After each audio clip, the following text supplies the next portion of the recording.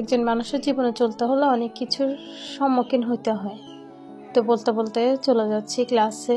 প্রচণ্ড রোদ, গাড়ির জন্য অপেক্ষা করতেছিলাম। রাস্তায় মানুষ নাই, এমন এক অবস্থা, গরম। তো অপেক্ষা করতে করতে সিএনজি চলে আসলো। তো চলে যাচ্ছি গ্রামের রাস্তা দিয়ে। গ্রামের রাস্তাগুলো এত সুন্দর এখন বর্তমানে, কারণ এখন ধান পাকতেছে, সবুজ সোনালি, মানে দোনোটাই উপভোগ করা যায়। যদি ভিডিওতে দেখেন অবশ্যই সবাই দেখবেন। আল্লাহ সবার আশা পূরণ করুক। বলতে বলতে আমি চলে আসছি আর কিছুক্ষণ। তো সবাই ভালো থাকবেন। আল্লাহ হাফিজ, টাটা।